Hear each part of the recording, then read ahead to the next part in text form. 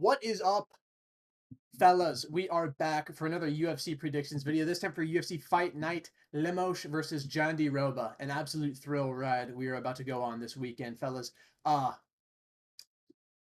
just wanted to preface this. Sorry if this video is getting out late. I'm gonna try and get this out on Tuesday. I'm recording it like Tuesday afternoon.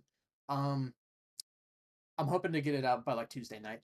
Uh, but yeah, let's get right in. Kicking us off at heavyweight, Muhammad Usman versus Thomas Peterson. Also, another thing I wanted to mention, fellas, I haven't watched like that much tape on this card at all. I haven't really done like any research just because over the weekend I've been dealing with a lot of personal shit. So I really haven't done as much research on this card as I would like, but as we've seen last week, that doesn't really matter all that much. Um, but yeah, picks are on the board as always. But let's see if I do better when I just fucking free ball, shoot from the hip.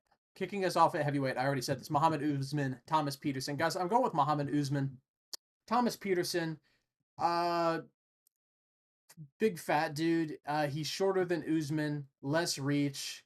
I think he's a less technical striker. I think power wise, pretty similar. Both guys have decent power in their hands. Mo Usman, I think, is a better technical grappler than Thomas Peterson. I mean, Thomas Peterson lost to fucking what's his nuts. Um, Not what I wanted to do, brother. Uh Jamal Pogues, that's the guy's name, right? Jamal Pogues, yes. Uh, and I think Muhammad Usman would pretty easily beat Jamal Pogues. Yeah, I just think Muhammad Usman technique for technique is better, and he's bigger. Uh, he's not morbidly obese. He's a bit older, but I think Muhammad Usman is a better fighter than Thomas Peterson. Um, we'll see though. I just haven't seen enough from Thomas Peterson to really give me confidence in picking him over Mo Usman. Moving up to women's flyweight, Luana Carolina versus Lucy Pudilova. Um, they have these ladies at almost evens. I don't really know why.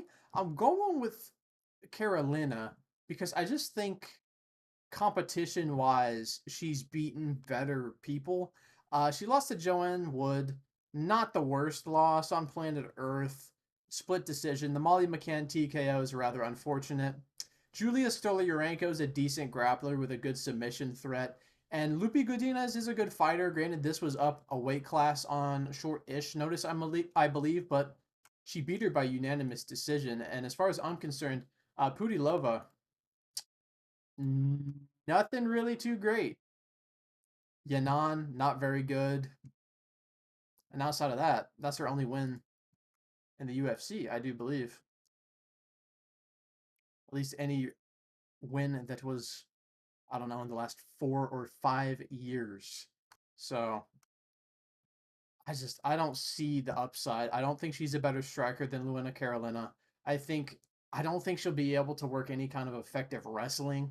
I don't think she'll be able to submit Luana Carolina. I think this will just be an ugly women's stand-up fight for 3 rounds. And in doing so, I would favor Carolina. She's got the reach. She's a little bit shorter, but that doesn't really matter so much. And she's just, I think, done better against better fighters. Not like either of these ladies have a crazy good resume, but I like the win against Lupi Godinez because I think she's decent, even though she fights at a smaller weight class. I think she operates at a decent technical level.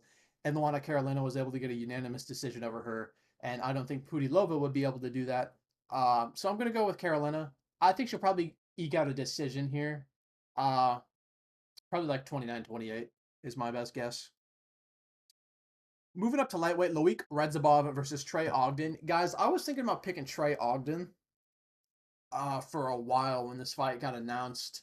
Um, I've been pretty good at calling Trey Ogden fights as of late. He has looked pretty good lately. But, man, when I look at Loic Radzhabov's wins, the guys he's been fighting recently, Esteban Rivovic, good win. Close fight, but good win because Esteban Ribovic has been looking really good lately. He lost to Matus Rebecki. I don't think that's a bad loss. I don't think Rebecca's super technical or anything, but I do think just early on in a fight, getting hit a bunch by Matus Rebecca is hazardous to one's health. The one that really kind of jumps off the screen at me is him beating Abdul Karim Al Sawadi. This guy's kind of a fucking beast. And it's just like when I look at guys like Esteban Ribovic and Al Sawadi, I don't think Trey Ogden has fought a level of competition like that or that they're that good. Like, I mean, Kurt Halabaugh, I picked him to win, even though he was an underdog. Kurt Halabaugh got dominated really easily. Nicholas Mata, I picked him to beat Nicholas Mata. He did. Let's not act like he didn't beat the dog shit out of Nicholas Mata. Ignacio Bahamondes, I don't remember if I picked him or not. I don't think I did. I definitely didn't pick him to beat Sel Huber, but he did beat Sel Huber. Split decision loss to Jordan Levitt kind of scares me because I think Louis Razabov would pick up Jordan Levitt and throw it like a javelin into the fucking nosebleeds if they were to fight. Um, I just feel like, and Trey Ogden's a guy, he's really good at game planning, and he's got a nice jab. He's on the outside a lot, good low kicks, good grappling, really good once he gets on top. He keeps position very well. He doesn't really jump for subs so much anymore. Especially if the guy's more seasoned in jiu-jitsu like a Kurt Halabaugh is. He just kind of kept position, maintained it, and dominated the fight. I just think Radzabov early. I think he might just be. Oh fuck, dude. This is a hard fight to pick. I like both guys. Oh, Trey Ogden's actually the favorite now. That's interesting. He was when I first looked at this, he was the underdog a couple days ago. Um, so I guess I'm going with the underdog and Loic Radzabov. I just think, man, I just think the physicality is going to be too much. I don't think the jab and the low kick is going to be enough to keep Radzabov off of Ogden. I don't know if Trey Ogden's going to be able to hold Radzabov down if he shoots a takedown or gets one. I think the only thing that's concerning is Radzabov is a guy I have seen lose to cardio a couple of times. And Trey Ogden doesn't really gas and he keeps a good pace because he doesn't really knock anybody out. Fuck, man. This is a hard fight for me to pick. I almost talked myself into picking Ogden again. I'm torn on this fight, guys. I'm gonna go with I'm sticking to my guns. I'm gonna go with Radzabov, especially because he's the underdog now. So I think the physicality is too much. I think he's too powerful. I think he can hurt Trey Ogden early and bank himself the first couple of rounds. If he does slow down in the third, I can see him losing the third pretty handedly, but I can see him winning 1 and 2 and winning a 29-28 decision. But we'll see. That's a tough fight. There's a lot of those on this card, by the way. There's a lot of fights that I'm just like, I don't know. I don't trust these people. Moving up to women's flyweight, Miranda Maverick versus Dion Barbosa. I'm going to go with Miranda Maverick. She's the smaller lady, giving up a little bit of reach, but I just think the level of comp is just a little bit higher. Uh, Before her first win in the UFC, Dion Barbosa was fighting absolute just fucking tomato can nobodies. That's actually not that bad of a record. That doesn't help illustrate my fucking point. She was on the Contender Series, so that's not fair. This is what I'm talking about. Just like nobody great, really. I mean, I don't know. Kara Kate is a good win though, but she's not a fucking grappler. You know what I mean? Miranda Maverick is decent boxing, decent Muay Thai, good grappling, pretty good at controlling opponents once it does hit the mat. I think Dion Barbosa might be a little bit more physically powerful. Um, I don't think she's going to be able to sub Miranda Maverick. I don't think Miranda Maverick's going to get caught in a sub. I don't think Dion Barbosa is going to outstrike her really that much, but where I see this fight playing out largely and where Miranda Maverick will win minutes, I think, methinks it will be positionally controlling Barbosa if it does hit the ground. And I think it will. I think she can get her down. I think she can control her when she does. And on the feet, I feel like this will be pretty even, pretty tit for tat. So I think Miranda Maverick can get herself a decision win here over Dion Barbosa. I think. Speaking of fights where neither guy I trust at all, moving up to bantamweight, Brian Kelleher, Slaphead, and Cody Gibson.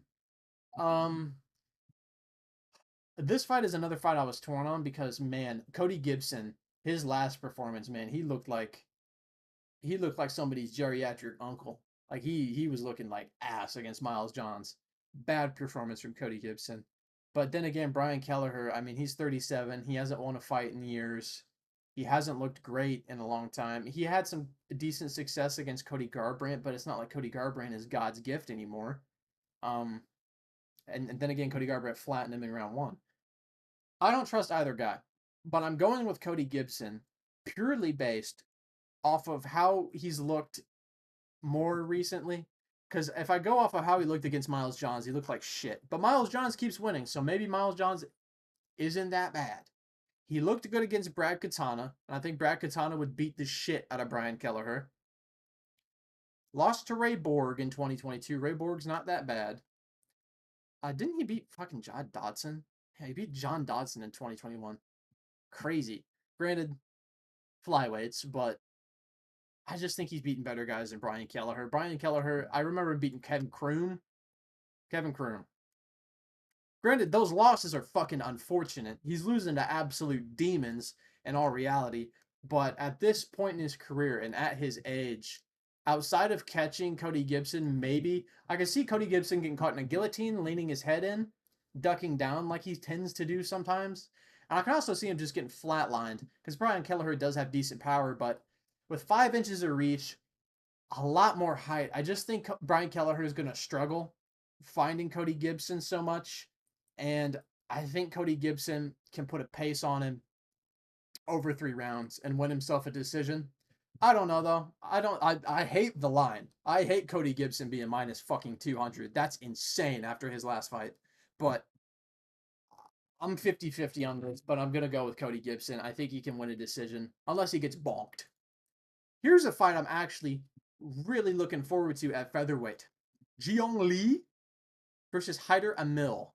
Jiyoung Lee is a guy who, I wasn't totally sold in his UFC debut for the road to UFC finale. He fought this guy, Yizia. This guy, good record. Pretty good fighter.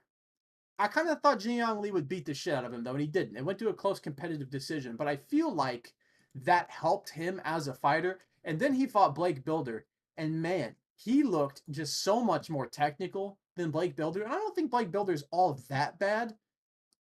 So I think that's a really good win. I think a lot of Jiyoung Lee. Haider Amil, I'm not so sold on. He's got a good power, and he's very dangerous. Once again, why does that keep happening? Trying to open up his profile. He beat Bernie Garcia on short notice, took him into round 2, overswinging a lot in that fight, if I remember.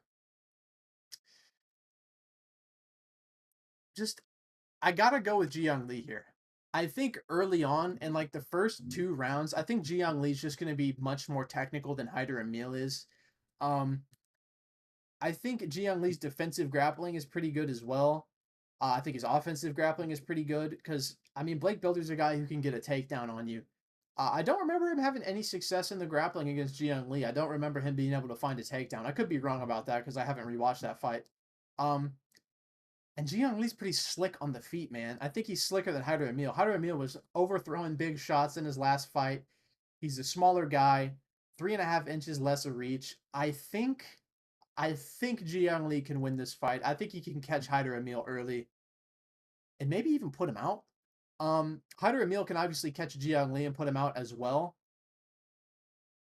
But I think it's going to be harder for Haider Amil to catch Jiyoung Lee than it is for Jiyoung Lee to catch Haider Amil. I think Jiyoung Lee might get himself a TKO win here in like rounds 1 or 2. I just think he's a more technical striker. I think he's a little bit faster. I think his straight shots are better. And I think if he throws a straight shot when Haider Amil loads up with a big looping counter hook or something like that, I think he can hurt him with it. But we'll see. I'm excited for this fight because I think both guys are pretty decent. Moving up to the main card at featherweight, Doohoo Choy versus Bill Algeo. Now, guys, I have Bill Algeo written on the board, but if you can read, I said, wish Choy would win. Guys, I fucking love Doohoo Choy. He hasn't fought in a little while. After that, I believe it was a draw with Kyle Nelson. Draw, not a no contest. A draw with Kyle Nelson. which has aged pretty well, might I add, because Kyle Nelson just flatlined Bill Algeo. Well, not flatlined. Bill Algeo was kind of early stoppage, but you get what I'm saying. Doohoo Choi, not the activity level I like to see from a guy. Bill Algeo, much more active, especially considering he got finished in the first round. It feels like not that long ago. But I think Bill Algeo's weird style is going to be a little bit problematic for Doohoo Choi because Bill Algeo, he's kind of herky-jerky in the way he moves, and he doesn't necessarily come at you in straight lines. Kind of, he's not a very linear fighter. He's very kind of like side to side, swaying a little bit. And I think a linear fighter in that style is a better matchup for Doohoo Choi. Guys who will kind of like walk straight into him, like Cub Swanson. I have his profile pulled up already. Tavares walks straight into him. Like these are guys who kind of just aren't super dynamic in their movement. He's coming off of 3 losses before the draw, which but these losses, man, this is what I'm talking about. Like the activity is just not there for me to really get behind him. His his fight before Kyle Nelson in 2023 was in 2019. It was a TKO to Charles Jourdain, Jeremy Stevens, Cub Swanson. Like those are good fighters. But man, when I look at the guys Bill Algeo's beat, despite the loss to Kyle Nelson, Alex Hernandez, decent win. TJ Brown, mid. Herbert Burns, mid. But if we keep going, this one jumps out at you a little bit. Just a little bit. Now, I get that it was in 2022, and he's taken some damage since then. But he beat Joe Anderson Brito, man. Like, I don't think Doohoo Choi is beating Joe Anderson Brito. I would love for nothing more than Doohoo Choi to catch Bill Algeo and sleep him. Because this man has been responsible for some absolute fucking bangers.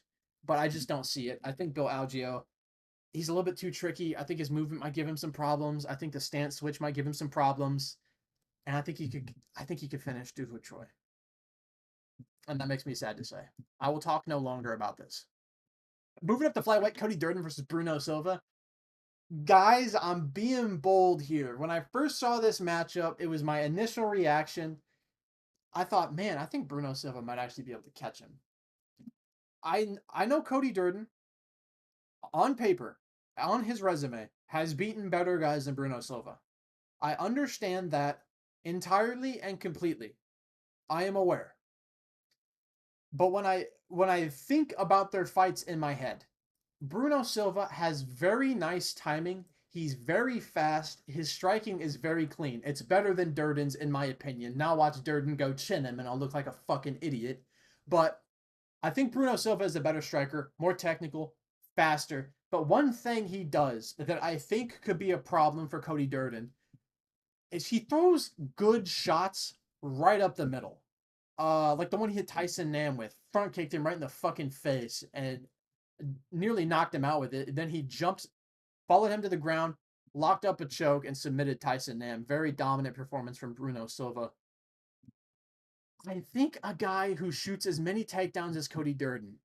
I worry about the up the middle shots from Bruno Silva because he's really good at timing them.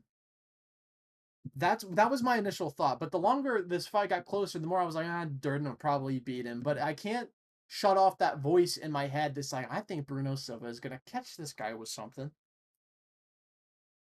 I also think Cody Durden might struggle a little bit here to get his takedowns because Bruno Silva, strong guy,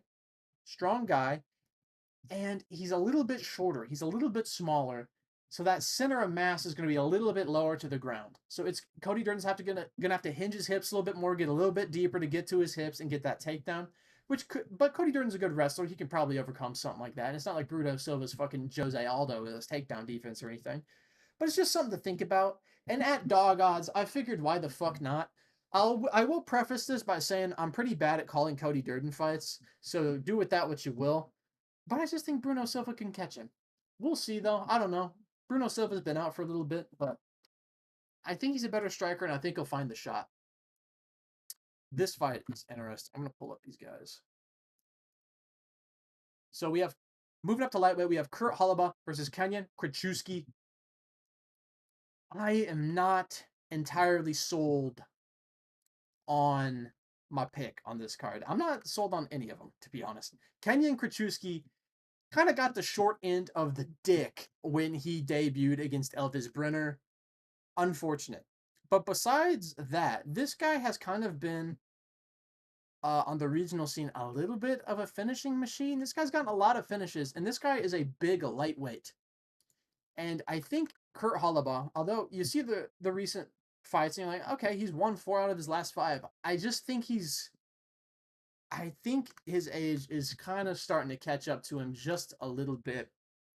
The Trey Ogden fight, he had absolutely nothing for Trey Ogden. He just kind of got destroyed and dominated throughout the entire fight. And I just think a young guy like Krachewski, or younger, he's not like he's not 25 or anything, he's 33. But a younger guy, a hungrier guy, a guy who kind of wants to right that wrong of his UFC debut, a guy who's got some pretty good finishes and a pretty diverse set of them, bigger guy, more reach.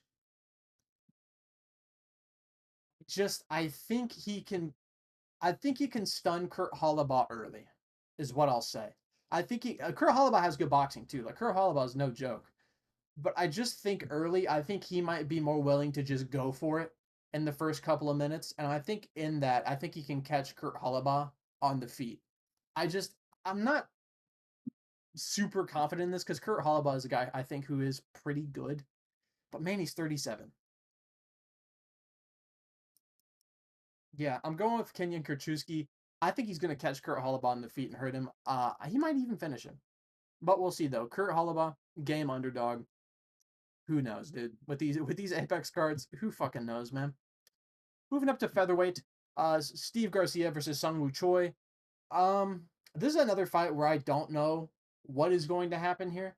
I'm going with Steve Garcia because I think recently he's gotten better wins, and I just think he's more durable. I think this fight's going to be pretty entertaining for however long it goes. I think somebody's going to get knocked the fuck out in this fight.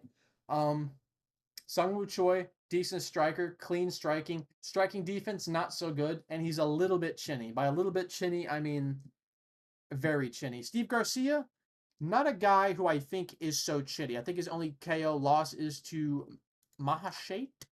Yes. Mahashate, which isn't the greatest loss to have, but Mahashate's not a bad striker. Steve Garcia, last 2 wins. Miguel Costa, Shayla Nerdy, and Beke. 2 guys that are pretty tough to get past. I wouldn't favor Sungwoo Choi in beating either of these guys. Chase Hooper either. Kalen Chase Hooper round 1. Chase Hooper's been looking good, man. Granted, it's upper weight class, but hey, you know. I just think Steve Garcia, I think he's tougher. I think he's a little bit more defensively responsible. A little more. We'll fucking see, though. Fuck, man. This fight could go either way. I could see either guy just bonking the other, but I think Sungwoo Choi has a higher chance of getting bonked and not being able to recover. That's what I'll say. I think Steve Garcia can find the TKO win here against Sungwoo Choi. But I feel like this is going to be a scrappy war. I'm looking forward to this fight for sure. Moving up to middleweight, Brad Tavares versus Jung Young Park. Guys, this is the initial thought I had, once again, when I saw this fight. I was like, I think Brad Tavares can beat him. And I hate to say that because I like Jung Young Park. But my thing is, a big part of Jung Young Park's game and his recent wins, guys, is his ability to find the submission. I don't think Jung Young Park's grappling is good enough to take down Brad Tavares. If Chris Weidman can't take down Brad Tavares out of 8 tries, I don't think Jung Young Park is. Brad Tavares notoriously has good takedown defense. And on the feet, I think Brad Tavares has more power than Jung Young Park. Brad Tavares certainly has more experience against higher levels of competition than Jung Young Park. My thing is, Brad Tavares' boxing, to me, hasn't looked that good. Like, go look at Brad Tavares here. The Chris Weidman fight, despite winning a unanimous decision, I thought Chris Weidman looked like shit in that fight, and I thought Brad Tavares also looked like shit because he was getting outboxed by Chris Weidman coming back after like 4 years. I didn't like that performance from Brett Tavares. Bruno Silva KO'd him in the first round, a little bit scary.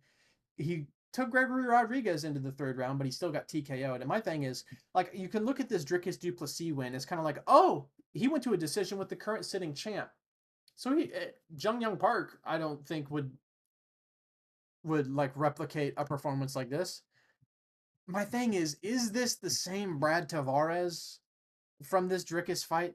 Because since then he's been finished twice. His boxing, he looked a little hesitant against Chris Weidman. So I'm a little bit hesitant with his underdog pick, but I don't know if Jung Young Park necessarily has the power in his hands to really hurt Brad Tavares like a guy like Bruno Silva catching you clean. I think he caught him like a flying knee or something. And Gregory Rodriguez, who knocked out Jung Young Park. Granted, Jung Young Park did look pretty good against Gregory Rodriguez until he got caught. I don't think Jung Young Park, as a smaller guy, is going to be able to find the takedown, and I don't think his striking is going to have as much of an effect on Brad Tavares as Brad Tavares' striking will have on Jung Young Park. I think Brad Tavares can win this fight. I think he can win it by decision. I would like to see Jung Young Park win, though, just because I like him. He seems like a funny guy, and he's fun to watch, too. Both these guys are pretty fun to watch. I think this will be a good fight as well. Moving up to our main event at women's strawweight, Amanda Lemos versus Vernie Jandiroba. I picked Amanda Lemos. I just now Amanda Lemos is a scary pick to make for the simple fact that she can't really defend a takedown very well, and Verna Jandiroba will spam takedowns.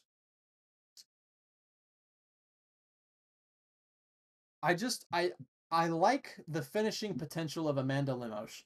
I like that she's fought against really tough opponents, whereas Verna Jandiroba, not so much. Like, I don't know what Verna Jandiroba has really done to be a minus 140 over Amanda Lemos.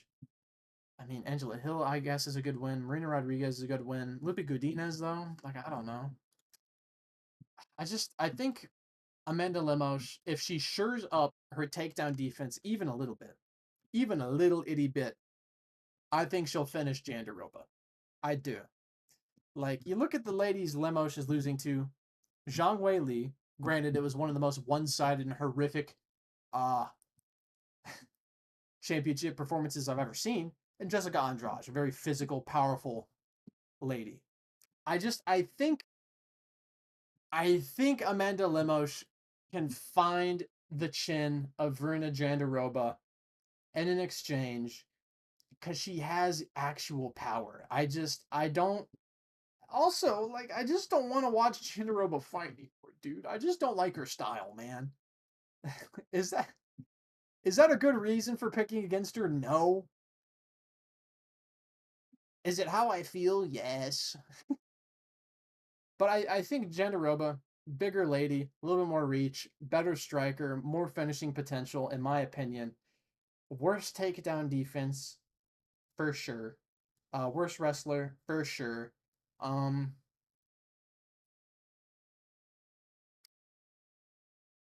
I think she can find Jandiroba's chin and hurt her on the feet. Lupe Godinez landed some good shots against Jandiroba. If fucking Lemos lands those shots against Jandiroba, she's going to sleep, I think. So I'm going with Amanda Lemos. I think she'll be able to find it in like round 2-3. That's what I'm thinking. But yeah, thank you guys so much for watching. I appreciate that as always. We're almost at 100 subs, so if you subscribe, that'd be great. We have an awesome card coming up next week, UFC 304. So that's something to look forward to for sure. I'll catch you guys next time. See ya.